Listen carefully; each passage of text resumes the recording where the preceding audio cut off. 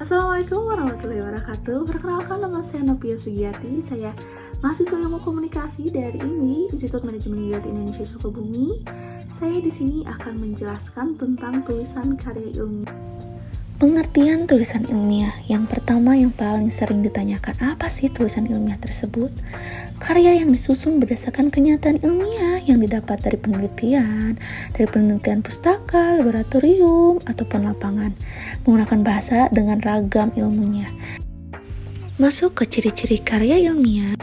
Ciri karya ilmiah yang pertama merupakan hasil penelitian ilmiah, yang kedua bersifat objektif dan faktual, kebenarannya dapat dipertanggungjawabkan, dan nomor 3 dan nomor 4 disajikan dalam format ilmiah, yang kelima menggunakan bahasa ragam ilmiah, dan yang keenam yang terakhir disajikan oleh pakar dalam bidangnya.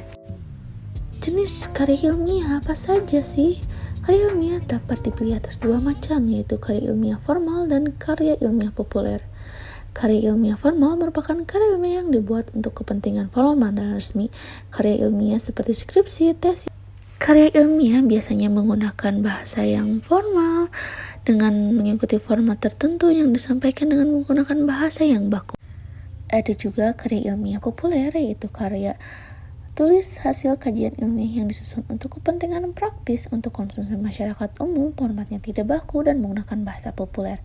Contoh karya kategori ini adalah artikel ilmiah dan opini yang dipublikasi dalam media massa, misalnya dalam majalah ataupun surat kabar. Secara rinci, jenis karya ilmiah berdasarkan batasan pemakaian dan kadar keluasan pembahasannya. Yang pertama, opini. Yang kedua, makalah atau artikel.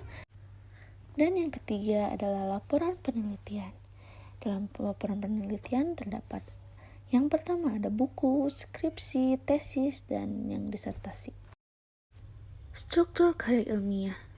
Berdasarkan kelengkapan formalnya, karya ilmiah terbentuk atas 3 bagian pokok, yaitu bagian pelengkap pendahuluan, bagian isi, dan bagian penutup. Masing-masing bagian tersebut memiliki kelengkapannya. Yang pertama, bagian pelengkap pendahuluan memiliki halaman judul. Halaman judul, penempatan judul diatur sebagai berikut. Yang pertama, judul ditulis pada baris paling atas. Judul yang panjang dapat ditulis menjadi 2 baris dengan jarak 2 spasi. Yang ketiga, judul dan anak judul ditulis dengan menggunakan huruf kapital semua. Anak judul jika ada dipisahkan dari judul dengan tanda titik 2. Dan yang kelima, judul tidak diakhiri dengan tanda baca.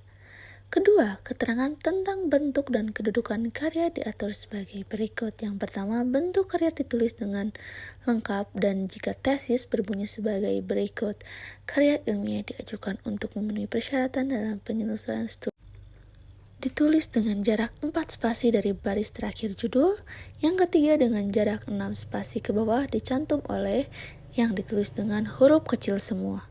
Yang ketiga, nama penulis dan identitas lain, nomor induk mahasiswa ditulis berurutan ke bawah dengan jarak 6 spasi dari kata oleh. Huruf yang digunakan adalah huruf kapital semua. Keempat, lambang ditempatkan di bawah keterangan penulis dengan jarak yang simetris dari tulisan di atas dan di bawahnya. Yang terakhir, nomor 5, nama lengkap, nama kota, dan tahun penyusunan ditulis lengkap dengan menggunakan huruf kapital semuanya. Yang kedua adalah halaman kata pengantar. Isinya tentang judul, yaitu tulisan dengan huruf kapital semua ditempatkan di bagian tengah-tengah. Isi kata pengantar dapat meliputi hal-hal berikut. Yang pertama, topik atau judul karya ilmiah dapat diawali dengan puji syukur kepada Tuhan. Yang kedua, penjelasan mengenai maksud dan atau tujuan karya ilmiah. Yang ketiga, informasi mengenai pembimbingan atau arahan yang diperoleh jika ada. Keempat, kendala-kendala dapat penyusunan karya ilmiah. Yang kelima, ucapan terima kasih kepada pihak-pihak yang berkompeten jika perlu. Yang keenam, harapan penulis kepada pembaca. Masing-masing hal itu ditulis dalam satu paragraf. Pada bagian akhir kata pengantar ditulis tempat kota, penanggalan, dan identitas penyusun karya ilmiah. Bagian ini ditempatkan di bagian kanan bawah, penulisan nama kota dan nama kecil penulis dengan huruf kecil, kecuali huruf pertama setiap bagiannya. Selanjutnya, halaman kata pengantar ini diberi nomor dengan menggunakan angka Romawi kecil. Yang ketiga ada halaman daftar isi, yang isinya merupakan untuk memudahkan pembaca mengetahui isi karya ilmiah tersebut. Yang pertama di tajuk ada kata pengantar, daftar, tabel, bab, lampiran ditulis dengan huruf kapital semua. Yang kedua, tajuk anak-anak, bab ditulis dengan huruf kecil kecuali huruf awal kata yang bukan kata tugas tulis dengan huruf kapital. Yang ketiga, butir-butir daftar isi diberi nomor sistem desimal atau lekuk, ditulis lurus ke bawah di margin kiri. Yang keempat, bab-bab yang menggunakan angka Romawi besar tetap menggunakan angka Romawi besar, dan anak-anak bab menggunakan angka Arab juga tetap menggunakan angka Arab sebagaimana tertulis dalam teks. Halaman daftar isi diberi nomor halaman dengan angka Romawi kecil. Yang nomor 4, halaman abstrak merupakan bagian pelengkap suatu karya ilmiah yang berisikan hal-hal. Yang pertama, topik yang dapat berwujud ungkapan judul ataupun pokok rumusan masalah ataupun inti rumusan tujuan. Yang kedua, prosedur yang mencakupi pendekatan, metode, teknik pengumpulan data, dan teknik pengolahan data. Dalam bagian ini dapat dimaksud sumber data ataupun populasi dan sampel. Yang ketiga, temuan yang berisikan temuan-temuan penelitian ataupun berupa hasil kajian. Yang keempat, simpulan yang berupa pernyataan umum, simpulan penelitian ataupun kajian.